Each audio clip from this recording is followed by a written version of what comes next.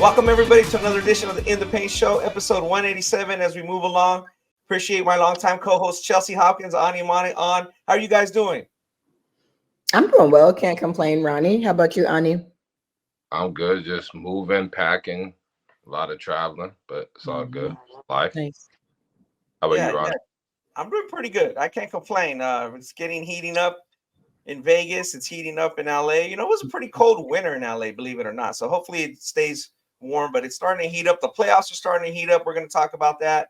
The W is heating up a lot as it gets forward to another season. So we're going to talk about that and hopefully close the show talking a little bit about what we saw together. We were in Atlanta together at the EYB on what we got coming up in the Scholastic June setting and in the elite camp. So let's just jump right into it. We're going to try to keep this moving along. We said we appreciate everybody tuning in. Let's just catch up with the NBA. You know, what's the first thought, Ani, when you talk about the NBA? What's the first thing that catches your mind is these playoffs? We got the draft lottery that people are like, you know, there's obviously no WNBA out there, but it's still a draft lottery. You know, what's your first thoughts? I mean, playoffs. It's just playoff season. You got multiple series that are tied up. You got New York and Indiana. You got Minnesota and Denver, and Dallas is up 2-1. Yeah, I mean, like, it's just playoff basketball. It's more physical. I think some of these younger teams are getting used to how the whistle is blown in the playoffs compared to the regular season. Like Minnesota, I know they got in last year, but they got swept or they lost in 5. And especially OKC. It just playoff basketball, the whistles are blown different. They let them play through more physicality. I think it's really good basketball. You're not seeing 130 to 120 basketball games. The scores are lowered. You're seeing like the ascension, like even more with Jalen Brunson. Like he's someone that can lead a team. I think an Eastern Conference team to the finals. I think, you know, Boston, they're still rolling without Porzingis. The East is weaker for sure, but I think Jason Tatum just needs to be more put in those conversations with the top elite guys in the NBA. And I think that's just kind of unfair that he really ever isn't. I know he's achieved so many things younger. He hasn't won the title yet. But, you know, I think he's really showing that he's right there with the Luka, the Shays. I mean, Jokic is kind of a little bit in a tier of his own right now. But, you know, he's up there. He's up in the high tier. And then, like when you talk about the draft lottery, I mean, everyone says it's probably the worst draft in years. You know, I just think it's a draft where, like, you know, Atlanta won it. Obviously, they had a 3% chance to win. I still think getting someone like Alex Sarr is really, regardless if you keep Trae Young or not. There's still some pieces there that could be some, you know, very solid role players, could be some plug and play type guys. I just think you got to be smart. You got to really dive in with the evaluation, with the intel piece with this draft. I know 2013 wasn't great. I mean, I think Giannis was like the only one that was like, oh, you know, that really popped. I think he was picked 13 or 15 or something like that. But I just think it's just a draft. Number 1 or number 8 could be the number 1 overall pick, you know. So even 10, you know, so it's gonna be one of those. I would prefer to probably draft mid to late first. Because I think you can get a steal, but I also think you can, if you really evaluate, you can get the right prospect. Now, am I saying someone is going to be like the next Giannis or the next Luka or the next Shea? I wouldn't put my money on that, but I do think you can find someone that's really good that can be on a playoff roster and actually really help a team win a championship. It's just all about, you know, just picking the right guy. Sure. Chelsea, Well, you know, do you kind of feel the same? I mean, what's your sentiments?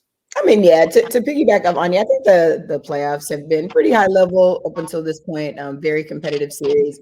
The trend I kind of just noticed the most is just, you know, just having new blood, and people being excited about these new teams that, you know, are playing well in the NBA. You know, young Minnesota Timberwolves, young OKC, on the other side, Indiana and Knicks, you know, having a chance to go to their conference finals and ultimately maybe play for a championship. So I think it's exciting to have new people. You know, maybe it is the changing of the guard with, you know, people like Steph and KD and LeBron obviously not being involved as of late. And I think people are just kind of looking forward to that, looking forward to seeing somebody else. And, you know, with the exception of Denver, we very well could have a new champion. and somebody that was overall unexpected. So I'm enjoying watching it. Obviously, the NBA awards came out as of this week, and I want to get into that a little bit. Yeah, sure. Obviously, Joker was MVP. I really felt like Shea personally should have got it. I think that Joker is above and beyond, like Ani said, just a tier kind of above these guys. I think he's definitely the best player in the league.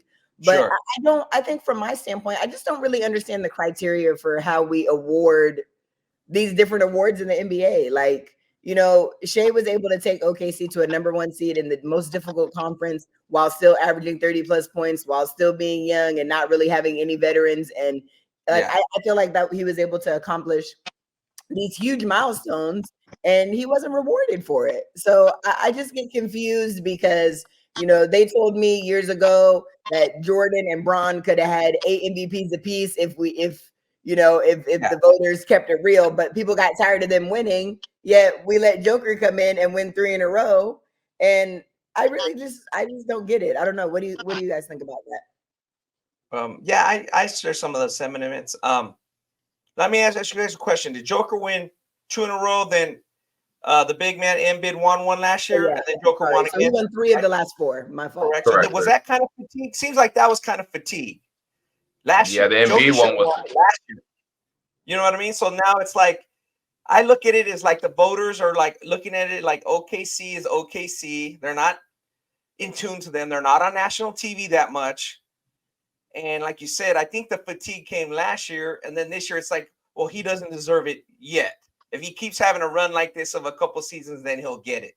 That's what I kind of see. To your point of Jordan kind of had to wait for a few MVPs. A lot of superstars did, and that seems to be like a recurring theme over the years. Like guys maybe rewarded the season after or 2 seasons down the line after they have a monster or breakout season, and then they start winning it. So I've seen that before. But again, if people on social media are like, oh, this is a travesty, when it's like I've seen the MVP hasn't gone to the best player every single time. But again, we don't know that SGA is going to have this type of season. We're just assuming in the future he is.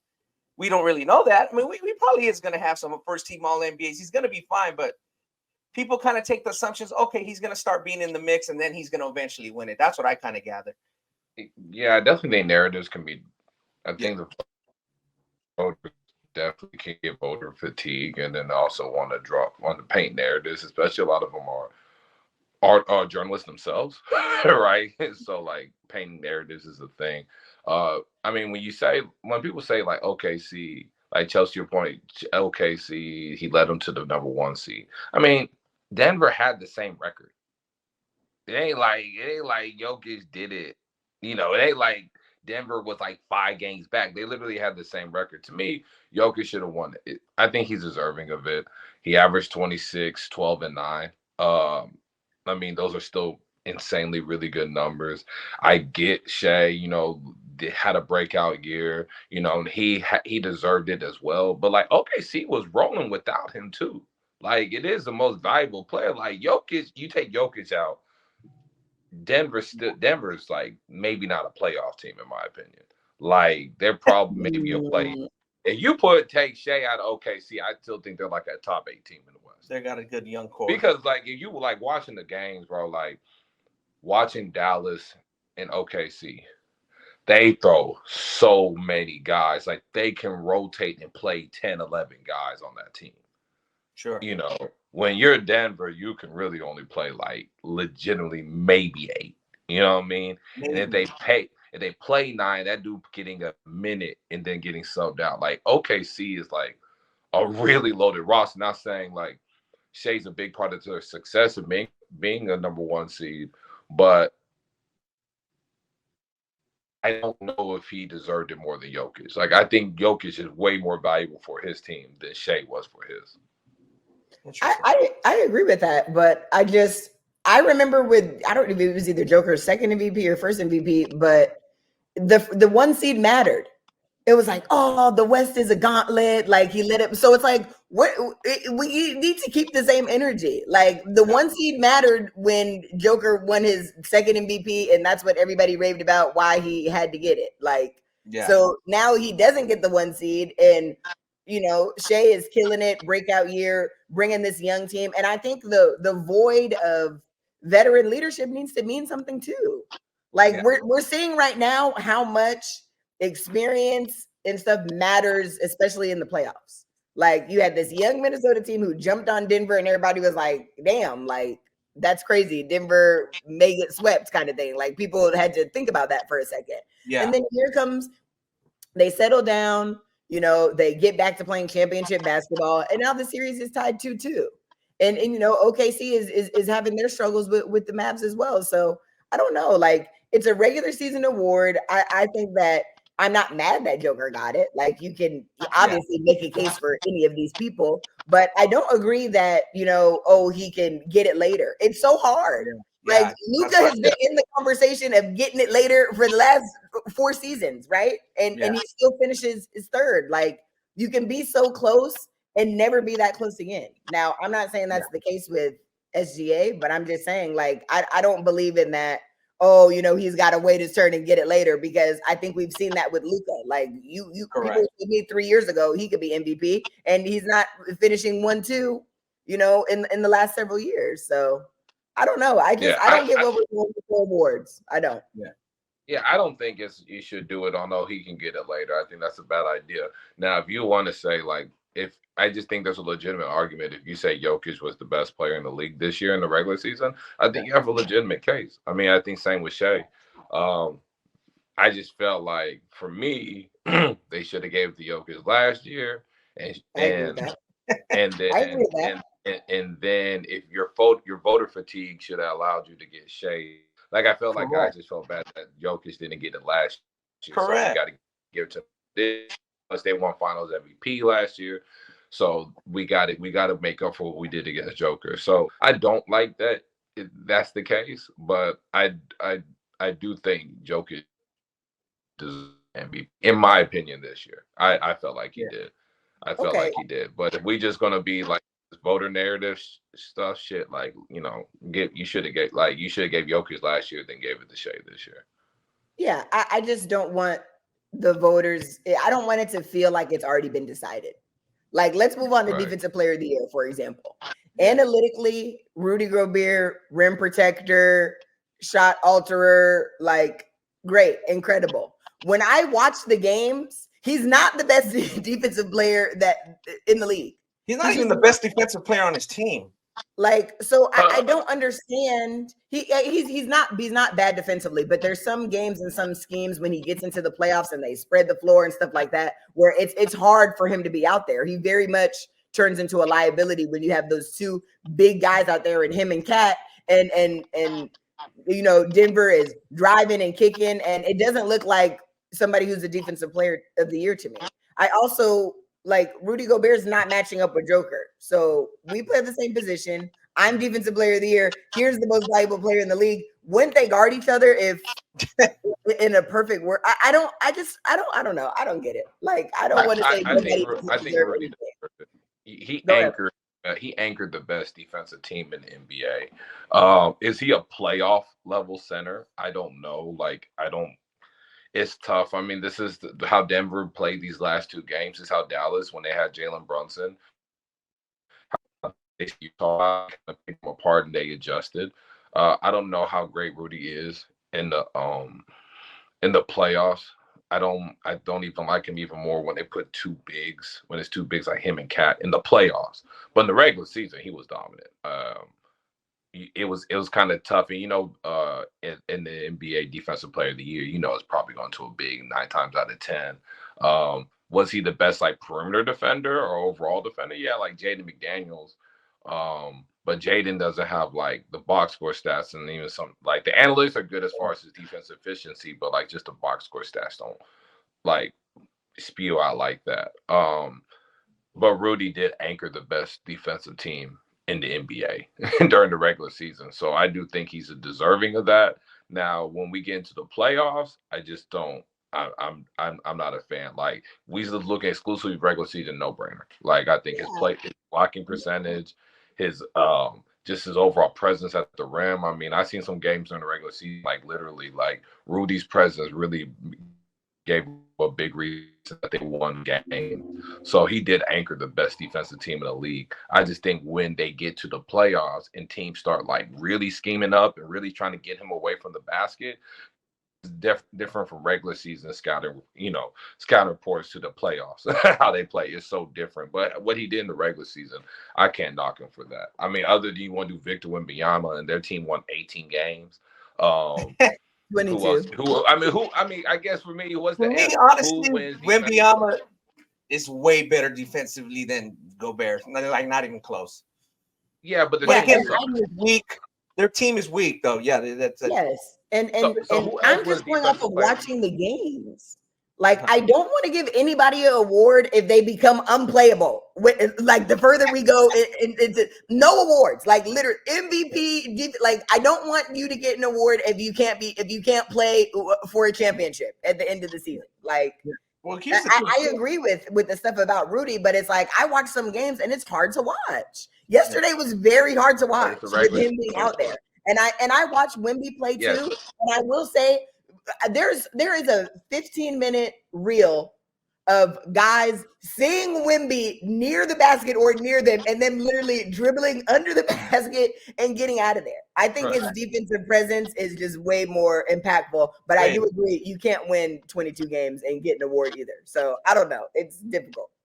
Yeah, like who gets it? Like it's a regular season award. Like he was the best because it really goes to bigs. He's the best defensive big we have in the regular season with the top rated. That just shows what we think of defensive bigs.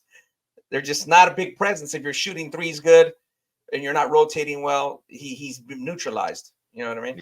He's neutralized. Now, in saying that, Minnesota still can make it to the finals. I think they're at their best when he's not on the floor.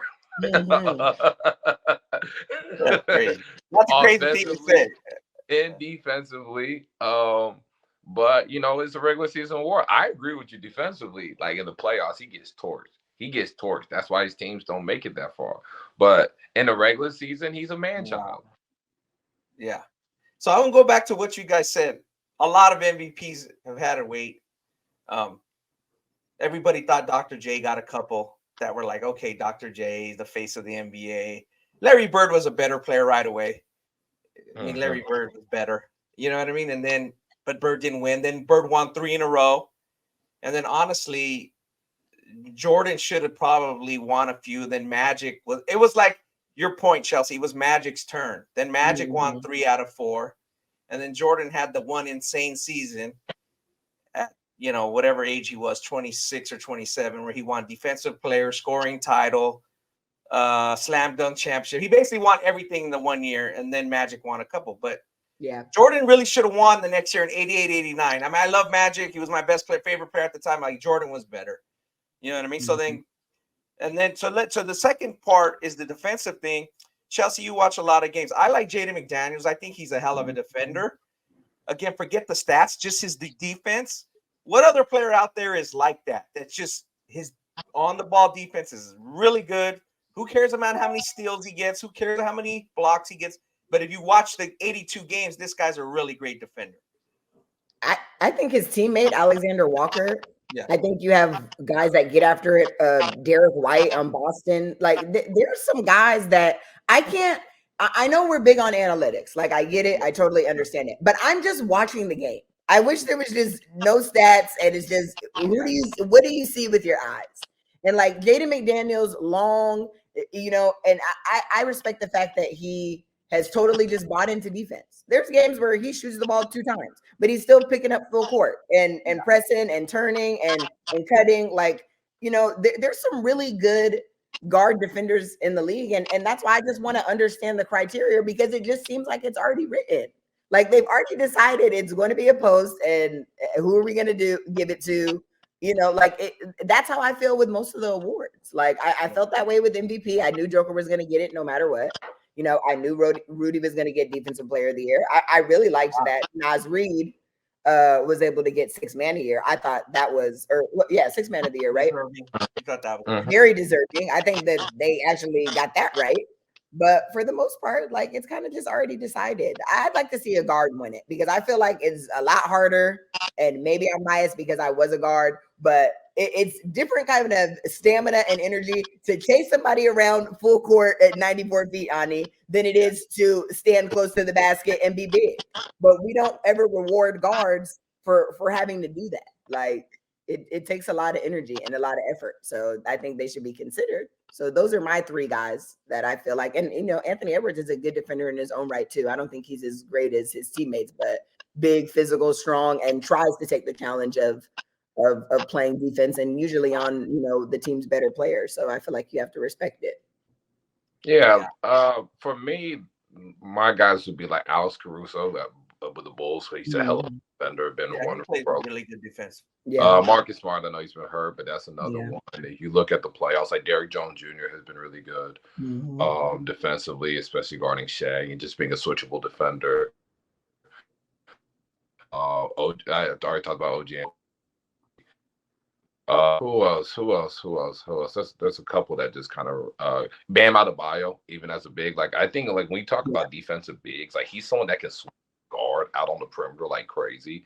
To me, if you want to talk about like a real defensive player of the year, I give it to Bam or I give it to Jaden. Like I've seen Bam's impact on the perimeter and interior, just as a switchable defender. McDaniels, that's really high. But I like Caruso, I like OG and Nobi, Derek White, like Chelsea mentioned. Derrick Jones Jr., I mean, not as a defensive player of the year, but I think he's done a really good job defensively. Lou Dort. Lou Dort is a monster as a defender.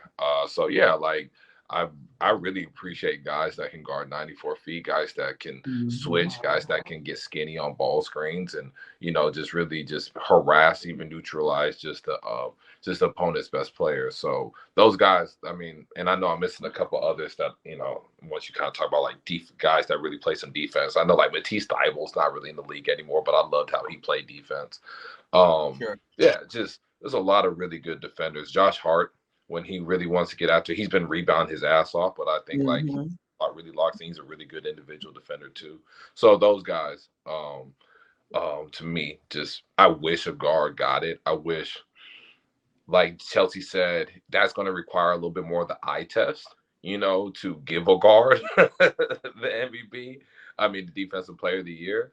But I definitely think like,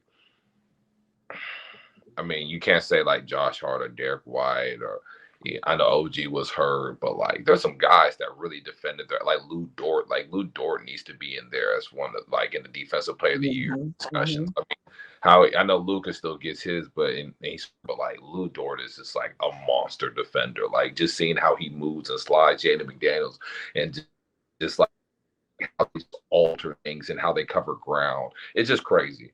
I think that's just a part that's crazy. Jesse's point, that just takes the eye test. You got to see those things, and then you be like, "Whoa! Like, do we really give Rudy Gobert the MVP?" Like, yes, Rudy does protect the rim like crazy, but like when you see those guys, it's like even Bam Adebayo, like just seeing how those guys cover ground, use their length, defend, switch, communicate. You know, there's no like they basically disrupt the opponent's point of attack, and then like like basically. There's a way to get Rudy Gobert off what he does best, right? Space the floor out, get 5 shooters out there. Now, you just hope he doesn't kill you in the paint with his length and his height, right?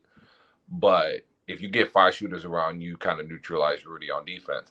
Those other guys you just can't neutralize on defense, no matter how you play them. You see what I'm saying? And that's why I prefer those type of defenders than Rudy. But I do understand Rudy getting Defensive Player of the Year. Again, you did anchor the best regular season defensive team in the NBA. Got it. Yeah, we're spending a lot of time on Rudy Gobert. I don't want to spend much more time on Rudy Gobert because I don't think he's that good. You know what I mean? Like straight up, like. But at these awards, we got to talk about them. The one thing I remember, and I draw parallels to this year, is David Robinson won the MVP in 94-95, and that was the year the Rockets won their second. This Denver team kind of reminds me of that Rocket team. They lost some games at home, and then they really didn't play good on the regular season, and they just turned it up. They just completely turned it up and like won the repeated as champs. And I kind of see that with Denver a little bit. You know what I mean? So, but I'm glad David Robinson won that MVP because it's a big moment for his career because he doesn't get looked at as on the tier of Bird and Magic and Jordan. He's not that tier, but when he won that MVP, it was like that's awesome for him. You know what I mean? Mm-hmm. I think that kind of happened to like you, Chelsea mentioned a few pods ago, Derrick Rose, a few other guys. So I get it, and maybe SGA is going to get there and be in the perennial. But if Anthony Edwards makes this jump that we all expect him to make, between him, Luka, SGA, somebody's not going to win. You know what I mean? Somebody's not going to win if Anthony Edwards is supposedly this good, which we're probably going to see in the near future. He's 23 years old, 22 years old. So it's going to be coming into his prime. So a good player's not going to win. And like you said, he might be Jalen Brunson. Jalen Brunson could be like a Joe Dumars where it's like he's going to be an all-time great, but he's never going to be like, perennial first team All-NBA. You know what I mean? So history repeats itself. We could spend a lot of time on that. I did want to mention Jamal Murray. Did his non-suspension just change this playoff? If he doesn't play, they go down 3-0, it's over. But he's suspended. 100%. And the league recognized that. And it's about money. It's about ratings. It's about them feeling like they didn't tip the scale. But listen, that was 100% unacceptable. Like I don't care if somebody didn't get hurt. Like you just can't do that. And you can make a case that if it was anybody else or somebody with a track record, Draymond Green, 10 games minimum if he even thinks about tossing something on the court. Like, so it's just unacceptable. What are we doing? Patrick Beverley was just suspended for having an altercation with the fan, which is also totally unacceptable. Don't think I'm excusing him, but he's suspended 4 games without pay. Yeah. So the league knew exactly what they were doing. Sure. I don't feel that they made the right choice. And I understand, obviously why they made the choice that they did, but Jamal Murray was totally out of control with his emotions in that game. What if somebody would have got hurt? And I know that's a hypothetical, but you have to consider it. And he easily should have been suspended for 1 game without question. For sure. On that hot take, are you good? Are you on that? Yeah, I mean, he should have got suspended. Yeah. Wow. That would have been probably, maybe they win anyway, but we don't know that. But yeah, down 3-0, they're basically statistically done. You know what I mean? Right. So I do see, like you said, Jaden McDaniels and those guys making a big difference on Jamal Murray, like slowing him down just a little bit. He's played, I guess, better in the last 2 games, but that makes a big difference. That we'll see who wins Game 5. The winner of Game 5 is probably going to win the series. Yeah, that statistically happens a lot as well. So. Yeah, that's a strong take, and I agree with it. And the league can manipulate a lot of things. Basketball can be manipulated in a lot of ways compared to other sports. It just can. Yeah, you just watch the game. So let's move on to the start of the WNBA season. Chelsea, this is your specialty and what you know well. There's been a lot that's happened in the WNBA, obviously, since the draft, and South Carolina finished undefeated in the collegiate ranks. Obviously. Caitlin Clark came in as the number 1 pick, and a lot of things have happened. Just talk about what has happened, Chelsea. And is it more like I'll give my spill of what I think, but is it more like, okay, finally we're taking the turn? Me, you, and Kelsey Bone talked a lot about this. What people are talking about now. We talked about this 2 years ago. We kind of were way ahead of it in terms of what we thought was coming down the line. But just give your high take, and then me and Ani will put you on the hot seat a bit. Yeah, well, the WNBA season is going to kick off tomorrow. Obviously, highly anticipated season considering the rookie class that came in, headlined by Caitlin Clark, Angel Reese, Cameron Brink. This is an exciting time for women's basketball. I mean, I have my opinion on, how certain things played out, but I also think that at the end of the day, the goal was accomplished. We're seeing more women's basketball coverage. We're seeing charter flights for the players. Yes. We're seeing endorsement deals galore. We're seeing TV deals. Now they're going to start broadcasting the WNBA games on Disney Plus. So apps are picking up the games and streaming.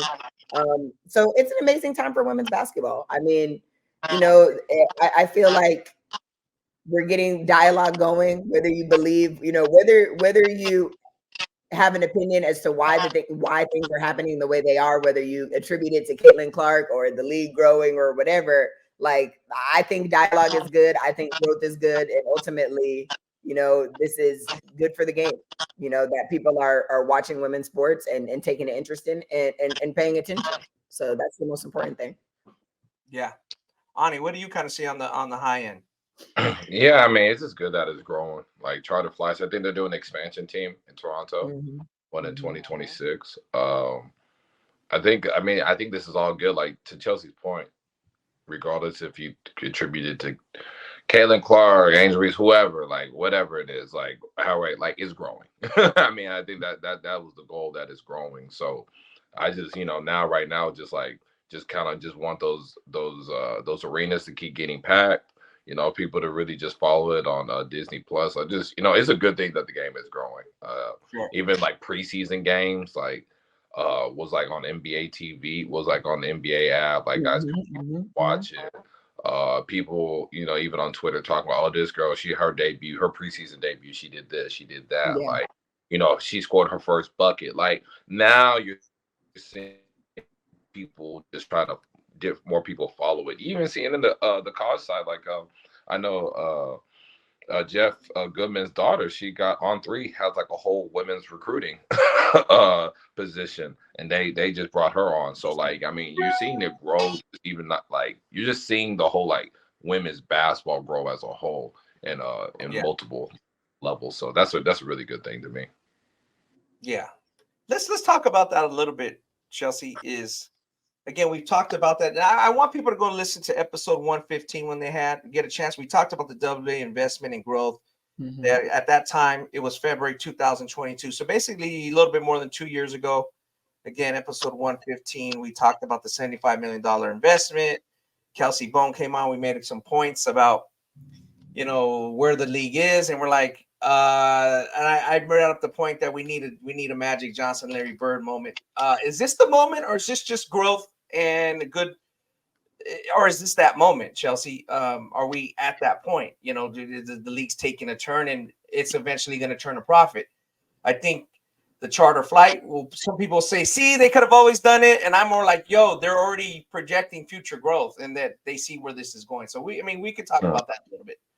Yeah, no, I mean, I definitely think it's the moment. These are household names. These young girls that are coming into the league, people know more about these young girls than the actual players that have, been in the league for some time now. Correct. So, I mean, you gotta understand, how business works. Yeah. People are wanting to invest and get in on what's hot. And we do that with everything. Like, women's basketball is a hot commodity right now. There's players that draw a lot of attention even outside of basketball. Look at Angel Reese. Angel Reese may not ever become a star in the W, although I've been very impressed with her first couple of preseason games. But she is very much so a star. Like, in all facets of just fashion, cultural, like, tall, beautiful. She went to the Met Gala, like personality. Like, she's shining. Yeah. So it's like you have to look at the moment and say, like, wow, women have never received so much, notoriety in this space, regardless if it has nothing to do with basketball. Right. And that's what we're seeing. Yeah. And Ani, I'm going to jump in here real quick. Sometimes I get caught up in that too. Like, me and you can be like, oh, we're going to Pangos camp, or we're going to NBA camp. Oh, did you see this performance by Ben Simmons? Oh, did you see what Cade Cunningham done, right? And in the real big picture of it, it's not maybe as big as we think. And I think that's what sometimes WNBA writers don't understand. They get in their feelings a little bit. Like, Caitlin Clark is way bigger than what's the girl who played in Seattle, who was a great player we just talked about? She's way bigger than her. Way more popular. Not even close. Who's the great player that from Australia, Chelsea? We just talked about her last week. Lauren Jackson. Lauren Jackson. She's way bigger than Lauren Jackson in terms of how many people know her, how many people talk about her. Yeah. That's what people sometimes get caught up, because they're like, well, this is always the WNBA always been big. They could have always talked about Lauren Jackson and Tamika Holtz. I'm like, no, these girls are way more popular, way more. Like, you got to understand. And sometimes when you're in the game, you don't understand that. So what I meant by that is sometimes Ani, me, and you, or especially me, I could sometimes think a high school moment or a high school player is bigger than he really is. And then when you look at the bigger picture, like, no, he's not as big as an NBA star. We're like, oh, he's going to be a great player. I think sometimes WNBA people who are on the beat they get caught up in that. Like, no, Angel Reese has a chance to be a way different type of star, as you mentioned, Chelsea. Just in terms of, her popularity with men, popularity with fashion, popularity with products. There's no girls that can move the needle like her on a daily basis. It's not. And so we got to take advantage of it. And I think the WNBA and the investors realize that. So I just kind of want to make that point that sometimes people get caught up in what they get used to. And sometimes it's not what they think it is. No, for sure. And I think that it's like, it's just, what are we talking about? Like when people talk about the WNBA, yes, the product has always been good. The product has 100% been good. But the star power has not been on the level that it is right now. And it has nothing to do with basketball. And that's okay. I mean, I don't want to say nothing because these people got put on the scene because of the way that they play. But a lot of the stuff that they're getting now, these endorsements, like Angel Reese, like picked up 5 endorsements this week. She's doing Good American Jeans for tall girls, she's so visible and she's so to the forefront. And she hasn't played one real WNBA game at all. She was invited to the Met Gala. She had her dress done by some, famous fashion designer. Like she's present. She's to the forefront. So if we're talking about that, nobody can downplay the star power of these women. And it's not like anything we've ever seen in the WNBA. But I will say, as somebody who has played in the league, watched the league, followed the league, the product has always been good, but it's never been as highlighted as it is right now. And whether it's being highlighted for different reasons, you can make that case. But these girls are putting women's basketball on notice. And I think that we need to appreciate that instead of try to play it. Get behind it for sure. I think there's still a little bit of the section that's kind of like not on my block, but if that's dying out, I don't hear that too much. But again, as you mentioned, Chelsea, and you said a lot of times, basketball is a young person's game. The veterans kind of sometimes can be stuck in their ways, and that's okay. But for sure, on the men's sidelines, we're seeing, again, just jumping back to the NBA, the Lakers and some of these old teams, you're not going to win with what you can't. The young just have their legs, and they're just going to move right past you. So we'll see where that is. Let's just get into some predictions, Chelsea. We want to, since the season is jumping off real quick, we kind of want to put you on the hot seat or whatnot. Go ahead, Ani. Ask her, prediction. What's going to happen with, out there, and then I'll jump and ask the second one. Do the Aces repeat this year? Yes. So got it. So 3 in a row, right? They have the best player in basketball in Asia Wilson. They all just signed their core 4 to extensions. Like Asia's locked down, Chelsea Gray, Jackie Young, Kelsey Plum. You just can make a case that those 4 are going to be better than any 4 that any team could put on the court collectively. And it's just their championship to lose. I think if they lose it, it's just because more of the difficulty and the pressure of just winning 3 times in a row, but not because they aren't the best team in basketball. Got it. It'd just be attrition or something. Now my next question, is there any team with the implementation of a rookie that can now will enter the playoffs this year? You got to look at Indiana and you got to look at Chicago. Like, I don't know who's picking these, making predictions, but Chicago was picked 12th, meaning to finish last in the W. I don't see that. Like, new coach in Teresa Witherspoon, new face of the team in Angel Reese, who is just star in every facet, as we just talked about. And that team has good pieces. Like, I 100% don't see them finishing 12th. I think it's going to be, they're going to have to scratch and claw their way into the playoffs. If they're able to make it, it would definitely be at that 8th seed. But I think they have a chance. And obviously Indiana Fever, when you add a player like Caitlin Clark, your team can only get better. They won 13 games last year. You need to win 18 minimum really to get into the WNBA playoffs. And I can see Caitlin Clark getting them over that hump of winning those 5 additional games. Their team is very poised to just be better with the talent that they have. Caitlin, Aaliyah Boston, Alyssa Clark, like Nalissa Smith, they have people that, you know, can win you some games, and they only need to win 5 more in comparison to next year. So I give them a very good chance to get that 7-8 spot. Got it. Chelsea, who is going to be the MVP of the WNBA 224? It's going to be Asia Wilson if it's not a scam or some trickery like it was last year. She's the best player in women's college, you know, in WNBA. And, you know, you can make a case for Brianna Stewart, who's exceptional, who won it last year. But like I don't understand the criteria for the NBA. I don't understand the criteria for the WNBA. Asia Wilson did everything analytically, was the best player, and it wasn't close by plus minus, by, you know, points per game, by efficiency. You know, like, she's playing less minutes, she's shooting less balls, she's still getting a double every single game. Like, you know, I want them to have it already written for her, like they do for the Joker, because she's just been that good and that exceptional. So she should win the MVP. Gotcha. Okay, the next one, a little bit more difficult.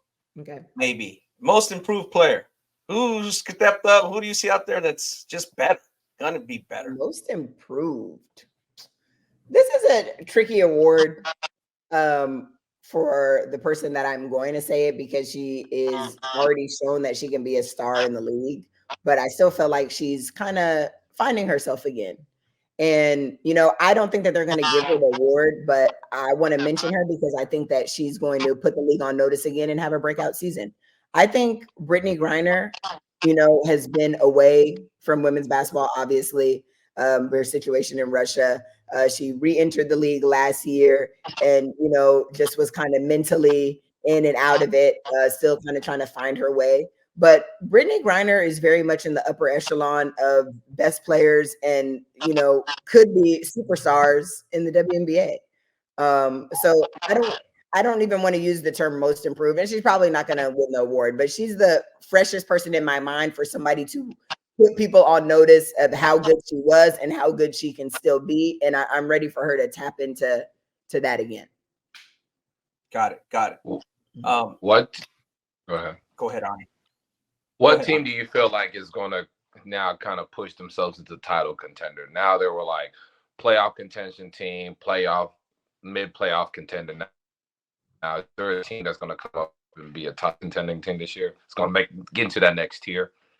Yeah, that team is 100% the Seattle Storm. They missed the playoffs last year after their team kind of imploded with Courtney Vandersloot or their team imploded with, Brianna Stewart leaving Seattle and joining Courtney Vandersloot in New York. But they've rebuilt it. This offseason, they acquired Nneka Ogwumike, star player from the LA Sparks, former league MVP, and they brought back Skylar Diggins. Skylar Diggins, all-star level talent. When we last saw her in the W, she had another baby and she was removed for the last season and a half, just with some turmoil in Phoenix and her and Diana Taurasi bumping heads. But I think the combination of Jewel Lloyd, Nneka Ogwumike, and Skylar Diggins is a very, very, very good three. With those three, just acquiring those three, I automatically push them to a top 4 team in the WNBA. And they missed the playoffs last year, but they will not miss the playoffs this year. And they're going to be a force to reckon with as the season goes on. Gotcha. Last question. Rookie of the year. Who's going to be? Rookie of the year is already written for the Caitlin Clark. For She sure. is the rookie of the year. She better be the rookie of the year. Yeah, the best rookie. Yeah, definitely the best rookie. I think that Angel Reese is going to have something to say about it not because she's the best or better than Caitlin, but just because you were saying she might not make roster. No, hell no. I never said she wasn't going to make the roster. She probably wouldn't be an all-star. I said she needed work, but I have been very impressed with her. One thing I will say is being a dog and being an exceptional rebounder just kind of translates. Yeah. I told you how she always won that mental game in college, and she's finding out how to mentally turn herself up in the WNBA. She's gotten relatively a double-double in both of their preseason games. I know it's just the preseason, but I've just been impressed with her ability to stick with what she knows. Hey, I may not be able to shoot a jump shot, but I can rebound like crazy, and that's what I'm gonna hang my hat on. And that's what she's done in the last couple games. I think that if she's able to get a double-double almost nightly, which she did in one of her preseason games and was very close in her second game, you got to take a look at that, Ani, production-wise. But Caitlin Clark should easily win the Rookie of the Year. I'm just saying that I've been impressed with what Angel's been doing. Go ahead, Ani. I think Angel offensively, even though she has done pretty decent, pretty good in the preseason.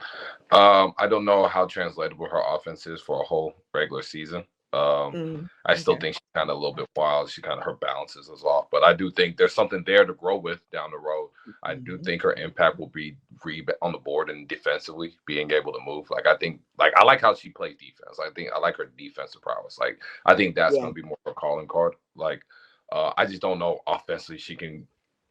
It's going to be hard. I just think once teams start really game planning, really taking that left away, really kind of getting physical, being more physical with her. I don't know how effective that is. I think Caitlin Clark's going to get as many shots. She's going to get a higher volume of shots. Obviously, Caitlin Clark's percentages have not been great in the preseason, but she's going to get those volume of shots. I don't know if Angel's going to get that many shots in order to average a double-double. If that makes sense. But Angel, she's only been getting 8-9 shots, still finishing with 10 points on 75% shooting. I don't know if she can sustain it. But I don't think she's going to be able to shoot that high. I don't think she's going to be able to shoot that high. I think they're going to take, it's different when you can take something away from somebody, but they're still going to get a higher level of volume of shots, so they're going to get to that threshold.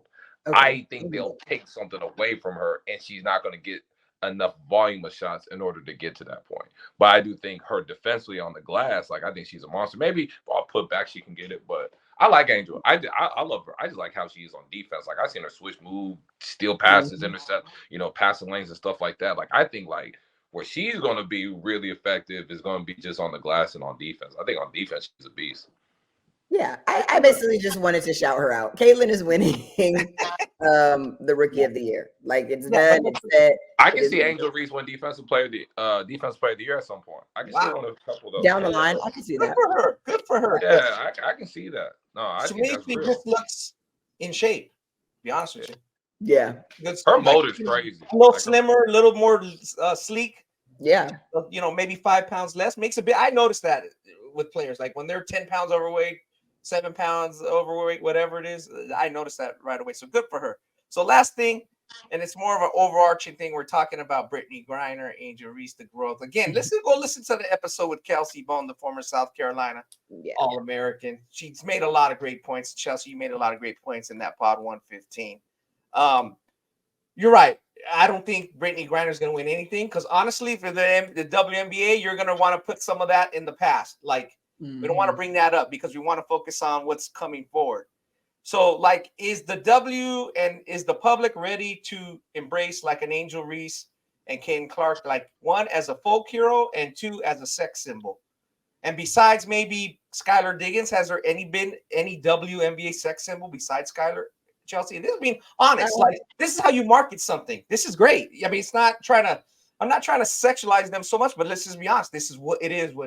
You know what I mean? Yeah, I don't want to use the term sex symbol personally, but I do think that that these women are just super marketable and appealing. And it's we have not had a player have players like these in a long time. And just if you go down the draft class, obviously Caitlin Clark has every endorsement you could ever think of. Sure. From a basketball standpoint or whatever. But Cameron Brink in LA, who is tall, beautiful, model-esque, she's going to have deals galore. Angel Reese, deals galore, just off of personality, femininity. I think people want to just get behind somebody who's just girly and, that's always been the knock on the league. The league is butch and gay and, and there's nothing wrong with that, but people feel like that's not marketable. So these girls have come in and just totally changed that narrative. Rakia Jackson, gorgeous girl. These women are beautiful. They're talented.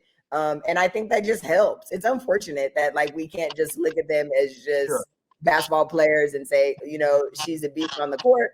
To bring in some male fans, whether we want them or not, like they are looking at the appeal of these women, and I think that they just are very appealing, like very pretty women that can just do it on and off the court. And I think it's a good thing, but I don't want to necessarily call them sex symbols. I just think that they're not marketable. I don't think they're all sex symbols to me. I mean, I'm just putting it out there because you got to look at like, again, a Marilyn Monroe or whoever you look at it in the history of entertainment and sports. It just, it is what it is. I don't know. Yeah. What do you think about that? Ani laughing. Yeah, no, I don't want to use the term sex symbol, but I do get what you're saying. I want to use the term because it's being honest. Yeah, I mean, they're just appealing. Like, I mean, they're like Chelsea said, they're like Brinkley, Cameron Brinkley, all of them. Like, like they're appealing, so that they're going to attract male fans because of their appearance. But hopefully it doesn't just stop there. Hopefully it actually actually watch them play and see that she can really play. But I do think like their physical attraction is. I do think that's going to help as well. Like Angel Reese, Brinkley, Rakia Jackson, all of them. Like like it's going to appeal more fans for sure. Like I think when they came out, they were watching what, a Lakers playoff game, was it? Yeah. Or what playoff game? Clippers. And what they had on everything, that's going to appeal male fans. Not saying that they were inappropriate. Yeah, they look nice. It was appealing, but hopefully, to me, I just don't want it to stop there. Like I've actually enjoyed just watching ball, analyzing. Like even for me, I just watch more games now. Like I watch more. I actually go back and actually watch a WNBA playoff preseason game. Like who the hell would have thought I would have done that a year ago? Yes, so get into it, Ani. So you know what I mean? So it's interesting. It's more interesting for me now. Like obviously I'm just a basketball addict, so it's different. But I do acknowledge the fact that you got some appealing women. What's their Instagram? Sure. You know what I mean? All that. But that I just don't want. I just hope the males can actually just enjoy the basketball as well. I don't want it just to be about how they look. Sure, of course. That makes sense. It's exciting times, regardless of our stance on that. More people are going to be watching. We know that, and hopefully, it leads to bigger TV contract, more salary. I think that's the whole point of why we're bringing this up and what it means down the line. Sure. We could see this coming. I know it got cut off a little bit. We could see this coming, Chelsea. We didn't know when, but we could see this coming. So. Hopefully it's taken advantage of in a good way. Now, Chelsea, real quick before we move on we'll close with the grassroots in high school. Is the charter flight issue something where it's like, hey, you mentioned now we have these A-list stars that are just bigger stars. We don't really want to see Angel Reese and or Caitlin Clark sleeping on the floor of an airport, or is it just strictly business?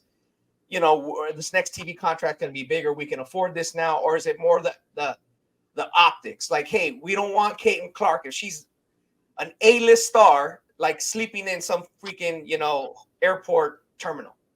I mean, I think it's 100% the optics.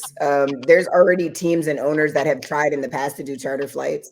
Mark Davis is rich, the owner of the New York Liberty. They've all already said we have the ability to charter, but because every team doesn't have that ability, that's why it hasn't gone into effect sooner. So I think now with, the people that we have in the league and the attention and the eyes on them, it's just, it's something that just had to be done. So I don't want to, put it all on those ladies because this has been something that they've talked about. Last year, they ended up getting charter flights for the playoffs only, so they weren't doing the whole season. But it's not like charter flights were never a thing until Caitlin and Angel Reese came along. It's been trending in that direction for the last couple of years. But I think, hell yeah, obviously you got these, these stars now, and the WNBA needs to protect their assets and, just make the let's take the league seriously.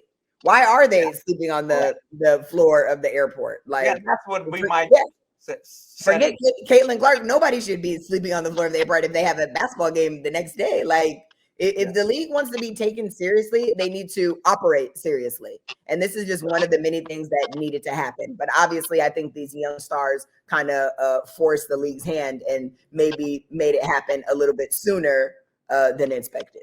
Okay, yeah, we'll just leave it at that, because that was my point. If Angel Reese is at the Met Gala and the next day she's sleeping on her backpack in the airport, like you said, it don't look good. Yeah. You know what I mean? So that was my point. So let's jump in real quick, Ani, for a few minutes before we get out of here on episode 187. We appreciate everybody tuning in. What are you looking forward to the most, Ani, in the next couple of weeks? You know, we got the live period coming up in Indianapolis for EYBL. We got 3SSB. We got the Independence. That's next weekend. I hope everybody had a great Mother's Day with their mothers. We're shooting on a Monday morning on the 13th. So what are you looking forward to, Ani? That and, you know, what leading into Pangos Camp and NBA Players Top 100? I think for me on the grassroots side, especially going to live period, like, I'm interested to see how seriously these college coaches are going to recruit these high school kids. I'm going to be interested to see. And in recruiting, like I said, how serious it is. Not like, oh, we're going to just throw it off because we like them. You know what I'm saying? Like, or like, do they legitimately see themselves having a spot in next year where they can take a few high school kids or one? Or what does that look like? I think look like? Coaches on what, like, the seriousness of recruiting the high school level. I think you're going to see a lot of them out there, especially like at Indy.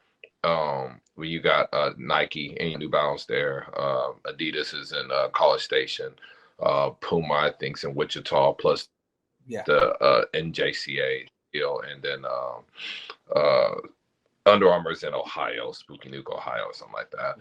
But I'm just interested to see how serious they actually just take this. Like, you know, like high school kids, like how serious are you going to recruit? What's the roster spots do you feel like your head coach has available to take a high school kid? And what does that look like overall? I'm interested to see how many 16U games even get any attention. 15U games never really have, but like you always did see 16 and 17 games have coaches. So I'm interested to see like how many 16U games are even taken serious this year. Like, is this such a different world because of how college basketball is? I mean, we just saw Brett Ozabar, he committed to Washington. They said that it was like $2 million. So that just kind of tells you where that just tells you where people's focus has been. I mean, we're a week going into a live period. My phone is jumping about like who's the best available portal kid that's available. So like we're literally like less than a week away from the high school live period and everyone's still talking about the portal. So I'm interested to see when they get there, okay, are we really going to sit down and watch these kids, or is this for show, just to jot down some notes for show and then keep it moving?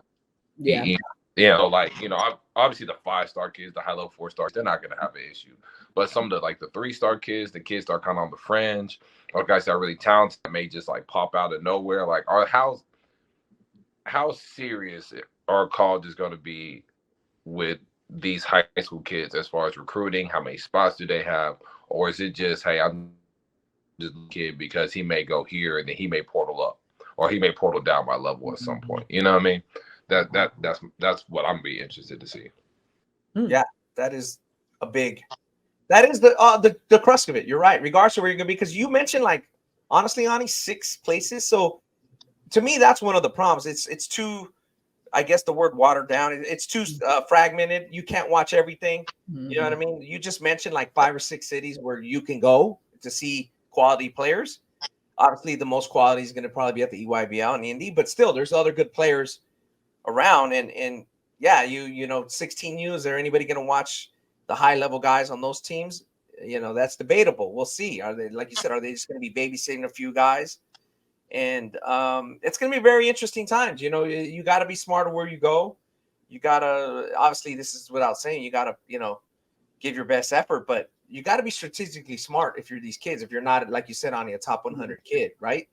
Because the top 100 kids are going to be looked at NBA certified at Pangos Camp and NBA players at top 100. And this year they're right back to back, pretty much back to back. There's 4 days off and then they go. So I'm Chelsea. You saw a lot of good players in in Atlanta in the first stop. And I would just say one of the things also is that there's a lot of good young players, especially on that Nike circuit. We saw a lot of good young players. So there's talent to be had. Again, Ani, when some of these portal guys get some of these COVID guys get out of this system and get done with their 7th year of eligibility, there's really some good young players to be looking at. I mean, hopefully the colleges take it serious.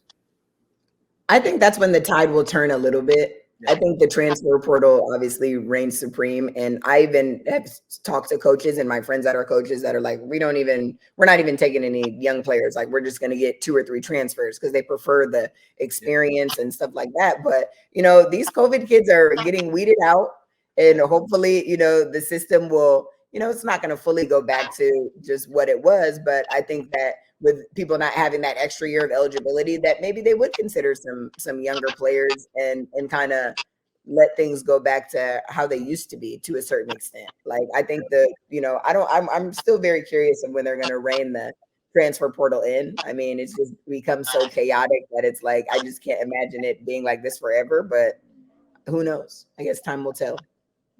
Yeah. I don't think go ahead, Ani. I don't think it ever changes because I think didn't the NCAA like lose that battle? The NCAA keeps losing battles. They keep that battle, so I don't see it ending. I think there needs to be some control of this NIL. I say this: the only time I can really see the high school kids really kind of get the recruit more. Yes, the COVID kids, they'll be weeded out. But what's going to happen is, I hope that if a kid leaves another school, they have to get bought out. You have to buy out a kid. I hope kids can kind of sign multi-NIL deals, and then it's just like overseas, like when RJ Hampton or those guys when they go to NBL, like those NBA teams still have to buy out. Like they have to buy out that second year, even though they know they're going to do 1 year, right? You got to buy out that second year in order to get the kid. I hope we can see that more in the college space, so you have less kids just transferring for money. Like, oh yeah, like I'm gonna hit the portal. I made $300,000 this year. Okay, well now I gotta buy out your contract that you're gonna make this year. Plus I gotta pay you. So now the market value, your market value isn't correct. Yeah, all this crazy number.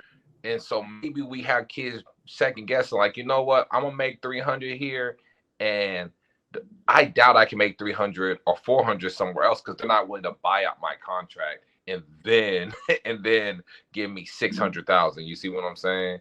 And I think that's when we'll have a little bit more of a control of and I think it's just we're seeing the transfer portal so crazy because there's so much money getting thrown out. Like the deals and the numbers I'm hearing on guys that averaging 8 points a freaking game, like 500,000. Like what?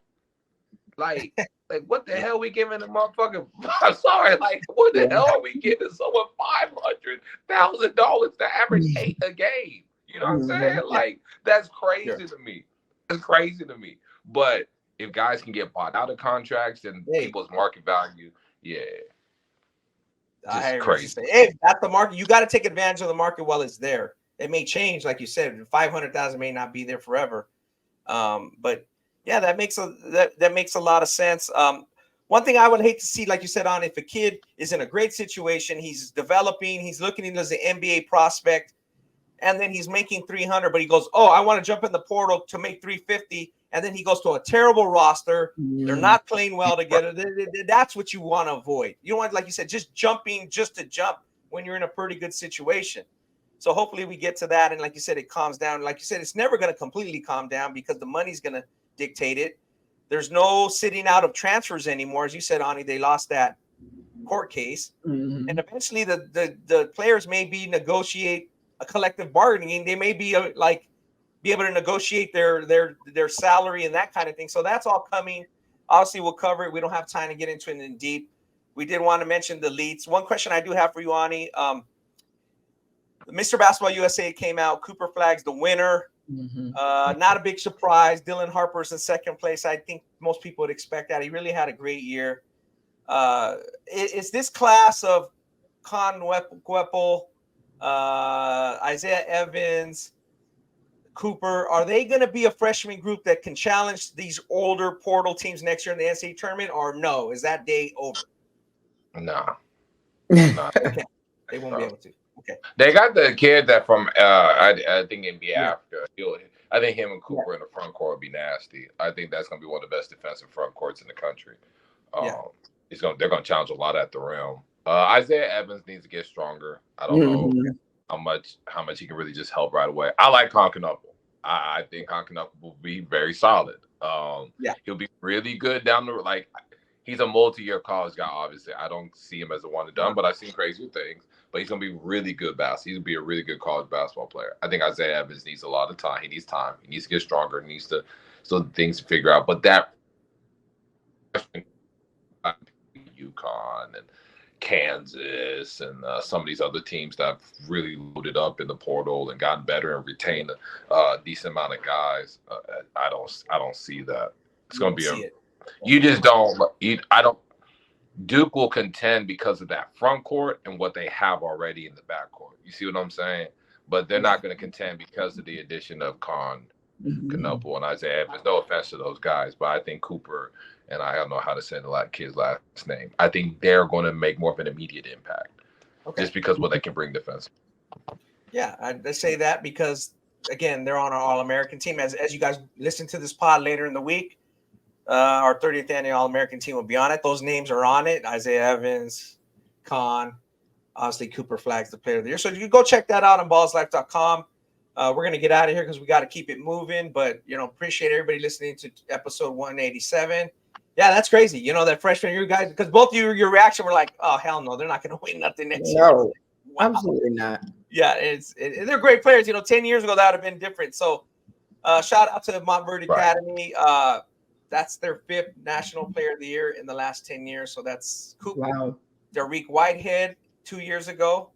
Dariq's, fringe NBA player right now. We'll see what he does in the future. Cade Cunningham, RJ Barrett, and Ben Simmons. So shout out to those guys. And for now, for Chelsea Hopkins and Anya Umana, we're going to get out of here, guys. So see you next time, and we'll talk to you soon. Bye, guys.